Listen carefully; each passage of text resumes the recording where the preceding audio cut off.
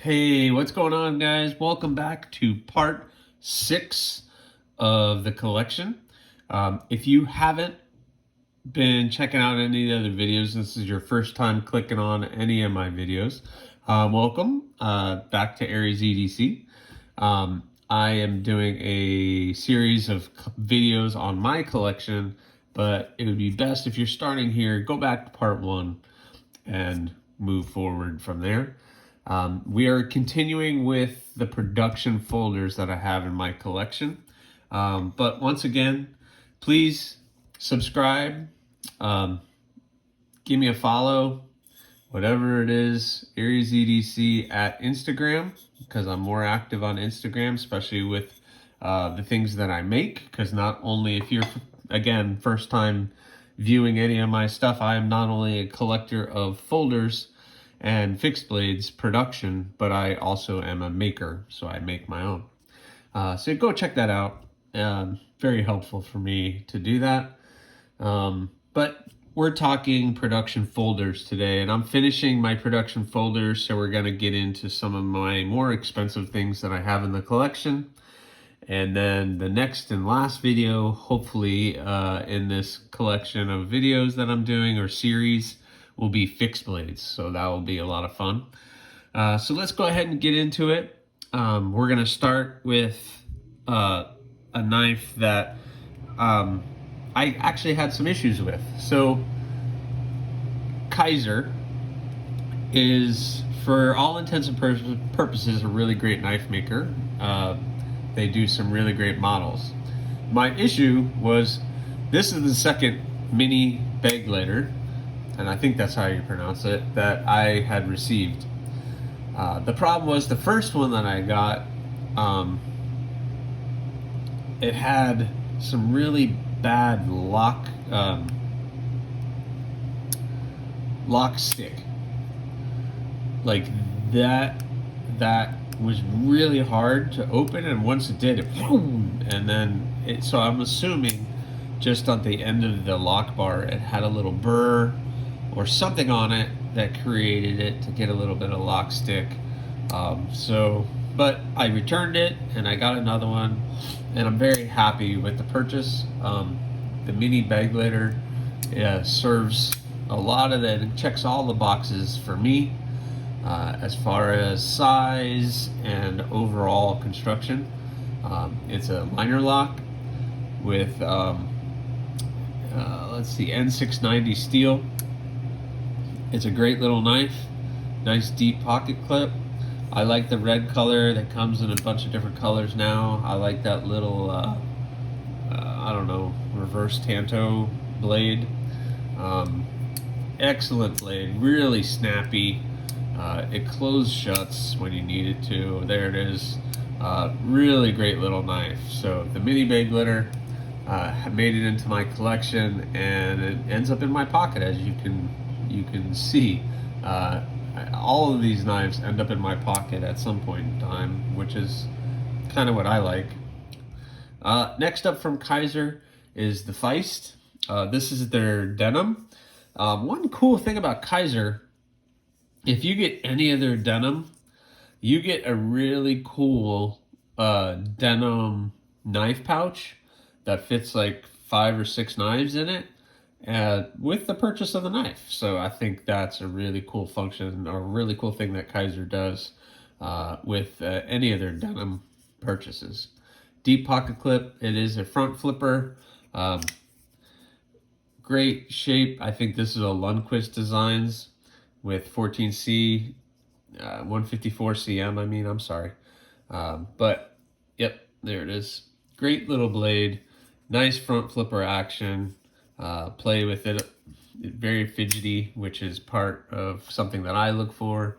A rounded crown, which I'm always a sucker for. So great little blade.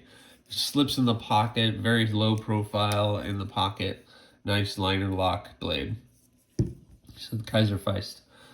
Next up from Kaiser is the October, the DOCK October. I got it in the this red, I guess it's a micarta, deep pocket clip. I just loved all the ergonomics and the blade shape on this one. So it has this fuller that you can do reverse flick or the thumb flick for it.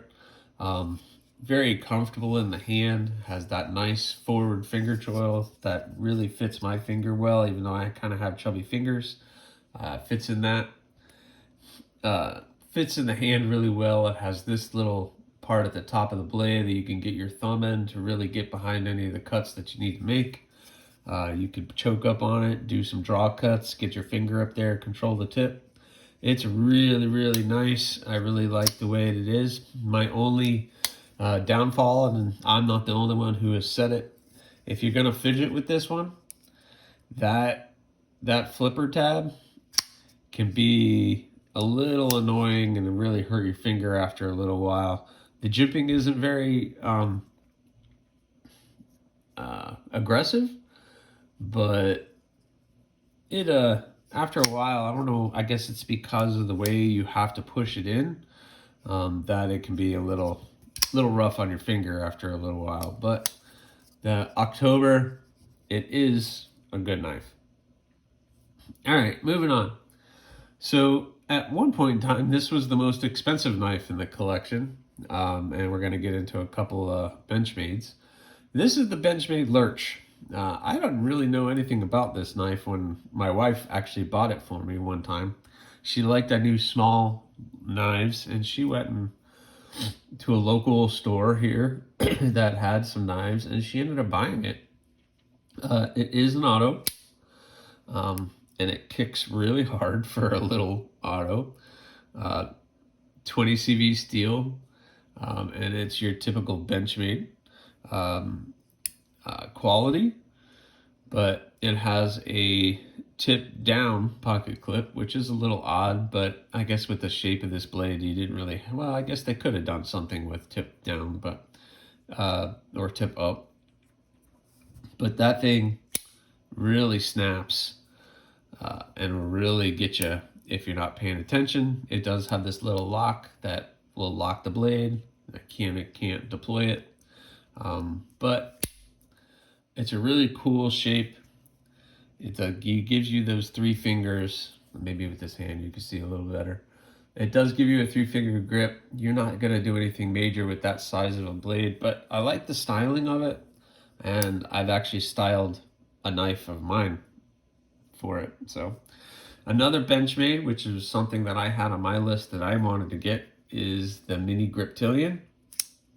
I ended up getting just their regular blade. I didn't get that or the hole, so the thumb studs, I like to use those. And this is their bar lock, and it works really well. Whoop. I failed on that one, maybe a little too hard, but I did it again. So you can reverse flick, you could do everything. There you go. So it's nice and smooth. So if you've ever had one of their bar locks, it is really nice. Big pocket clip, almost covers the whole back of the blade, typical Benchmade. So this was my introduction to that Benchmade, and I was really happy with these two. I'd like to get some more Benchmades. It's one of those things, guys, where you're gonna pay for it, and sometimes I look at that and I say, well, can I, like a bug out, for instance. Everybody says you got to have a bug out. This is S30V steel. But I don't know. I've seen some negative things about a bug out. I've heard some weird things about them. So it's not something that I kind of, at one point in time, I'd like to get one. But my issue is when it comes to price of a knife, when you start to pay this much. Well, this one wasn't too terrible. It was hovering around $100 at the time. But should I get that? Or I can get 2 of these more budget-friendly knives. That's what I struggle with. Maybe you guys do too, but it is a struggle for a knife person to do that. All right, so those are my only 2 Benchmades that I have. Hopefully, I'll get some more in the collection at some point in time. Moving on to another very popular brand, Spyderco. So this knife, I specifically got that I could carry for work. Something small, that I can slip in my pocket very easily, but something that I knew is not going to corrode. And this is the Dragonfly in H1 steel. And I have to say, I haven't had any corrosion issues. Being here in Florida, where, you know, I work outside and I sweat and it rains and this is in my pocket, and I've never had any corrosion issues at all with it. You can see from the pocket clip that it's gotten plenty of use. But it is a lockback knife. One thing about these Dragonflies though, you look at the handle and you look at the shape and you're like, nah, I don't know, that seems a little weird. But once you get it in your hand, that's when it all makes sense. I can almost get a 4-finger grip. My pinky's right at the base of this little spot on the handle. The other 2 fingers fit in, and that front choil, my finger fits perfectly, and then I can get my thumb behind the blade. So I can get a full register on this tiny little knife. But yeah, this thing just, I don't know. If anybody, you have to have it in your hand. So if you ever get it, if you've never handled a Dragonfly, definitely pick one up, or at least try to get into a spot where you can hold one, and you won't be sorry. And I know that there's some issues with H1 steel, with not holding an edge, or I don't know. There's some other things that people have issues with. I don't have any issues with it, and I've used the heck out of that thing. Next up was something that when I started collecting, I saw people using for their size comparison knives, and it was like a staple in the collection, and that is the Delica. So I ended up getting this.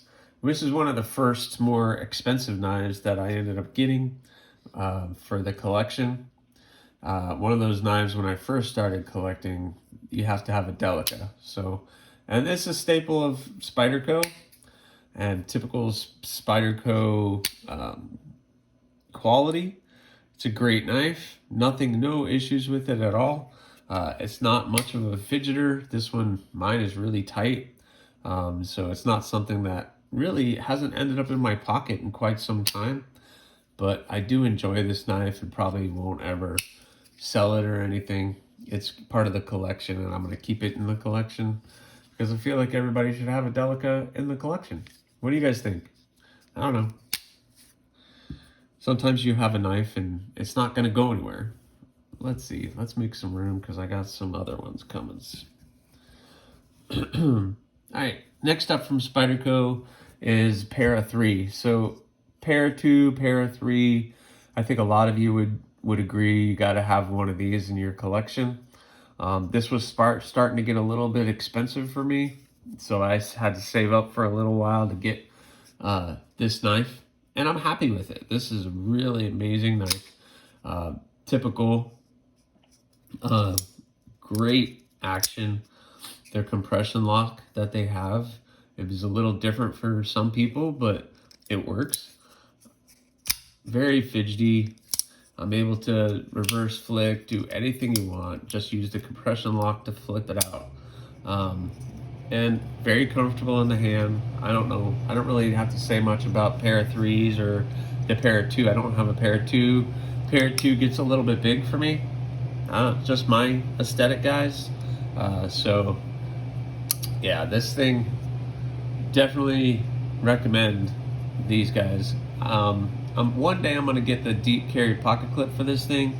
It's the only thing that I would like to change because when you have it in your pocket, it's sticking out of the pocket about that far, which either here or there, it doesn't really bother me. I've never had an issue with it, but I'd like to get a deep carry to where at least only that's sticking out. But yep, Para3 and S30V steel. So what they're doing with options on all of their Spyderco with all of their knives is pretty ridiculous. So definitely check out Spyderco. When I first, okay, so little story. When I started collecting and I started hearing about Spyderco and I started seeing them, I'm like, I don't understand this. I don't understand their aesthetic, this big hole in the blade. I don't get it. But then when I started to get them in my hand and started to learn to play with them, because the fidget factor on these guys is part of the deal for any knife collector, I think. And once you get these in your hand, that's when it all makes sense. That's when you're like, what? Oh, I get it. My thumb goes right here, and I can get behind that edge and really get any cuts that I need. That's once you get this in your hand, that's when the light bulb goes off, and you understand what they were doing when they were designing these blades. So the hole not only is for comfort, giving you that little swoop on the top of the blade for that leaf-shaped blade that they're known for, but it helps you with the opening of the blades as well. All right, next up, we're getting into some of the more expensive knives in the collection.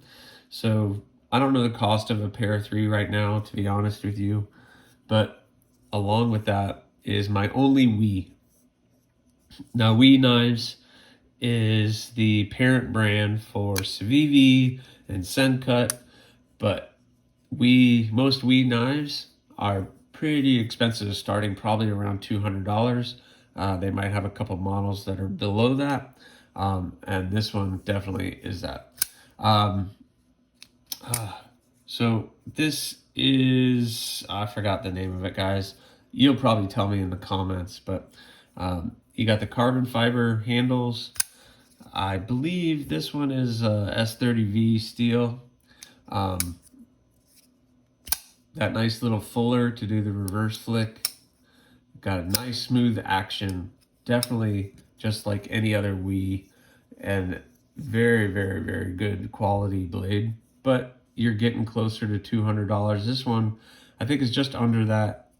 But I had to have a We in the collection at some point in time, and I love carrying this thing. It's just not something that I'm going to bring to work or anything, because when I'm spending that kind of money, it gets cherished and will be around forever and ever.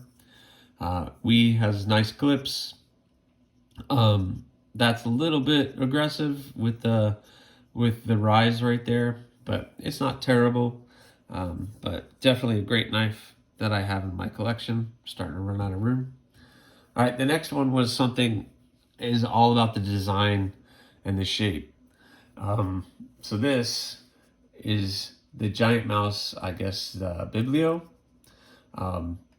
Micarta handle, that natural micarta, nice and grippy. It is textured, and it is contoured very nicely. That blade shape is amazing. That's what got me. It was that nice blade shape. M390 steel. Giant Mouse does do a great product. Nice wire pocket clip, liner lock. And the little details on this thing are crazy. So you can see the flipper tab has the jimping on the front, but then rounding at the top. So it's super smooth, super comfortable to flip. The blade, nice and rounded. Where the jimping is far forward, right where it needs to be. A lot of people put that jimping right here where you're going to put your thumb, but most people's thumb end up going into the top of the blade, and that's exactly where that jimping is on this thing. So knocked it out of the park with this one. It comes in lots of different colors and varieties now. They're just doing, Giant Mouse does an amazing job. Well, when I first got it, it was a little tight. It needed to be broken in, which kind of discouraged me. When you're paying that much money, you want it perfect right out of the box. But over time, the more I've handled it, the more I've played with it, the more smoother this thing just gets, and it's just an amazing, amazing knife. I can't say enough about Giant Mouse products. They really do a great job. So next up from Giant Mouse, so I had this one. So you know, when this one was released, I had to get it. Yep, the Nibbler. N690 steel, aluminum frame or scales, liner lock. This thing is just, it's so cool. Little fifth size pocket knife. Again, wire clip, and all the same little quality that you have in the Biblio or any of their other knives, they put in this thing. It's just very small. It's only a 3-finger grip, but I don't care. This thing is designed well and just ends up in my pocket a lot just because it's a fun little knife to have in your pocket. All right, last up was one that when I first got it, I was a little disappointed, and I did a video, and I hope it didn't come off where I didn't like it, because I do. And it's a brand that it's kind of hard to even get a blade from them because just the availability in what they do. Let me make room here. So this is a TRM Nerd, the Holy Nerd. TRM makes limited production folders, and I've tried twice to buy this knife, and both times it was in my cart, and because I didn't get my credit card information in fast enough, I didn't get the knife. So they have changed their process and what they're doing.